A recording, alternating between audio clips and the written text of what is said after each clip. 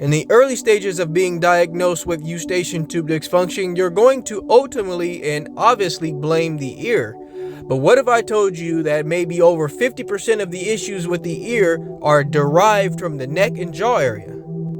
Being a sufferer myself, I immediately went to a specialist and they confirmed that it was probably allergies and that my nasal passages were so swollen that this was leading to my ears being highly congested, and any of the symptoms that occurred after the fact were due to the fact that my ear passages and nasal passages were swollen and I had allergies as well to boot.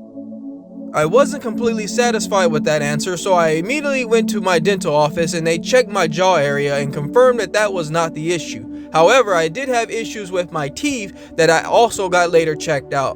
But then I noticed that my neck region was starting to bother me and my ears were still not getting better at all.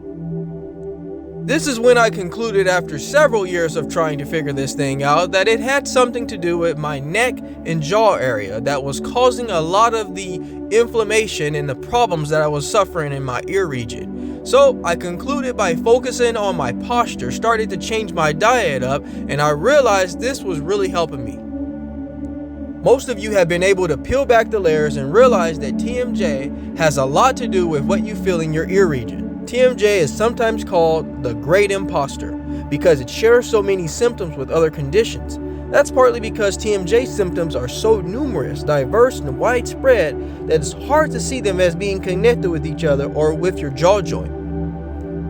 So folks, if you made it up to this far in the video, I can almost guarantee that the majority of what you're dealing with your Eustachian tube dysfunction has an immediate response from what's going on with your neck and jaw region. And many of you will say, well, I don't know why it would be all of a sudden. Well, that's what happens when you are feeling this condition. A lot of the times you have been dealing with for many months, but your body's response doesn't immediately subject that there's an issue right away.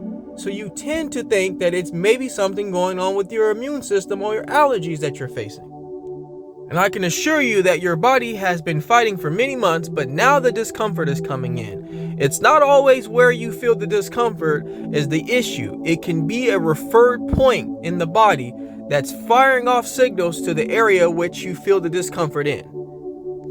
What's miraculous about getting rid of Eustachian tube dysfunction is simply just getting back to the basics, staying adequately hydrated, focusing on your posture, not letting yourself slouch and tilting your neck down and texting. This is going to put pressure on your jaw and neck region, what's going to give you that problem with your ear. Simply making minor adjustments is going to really show you outstanding results, and you'll see results within time.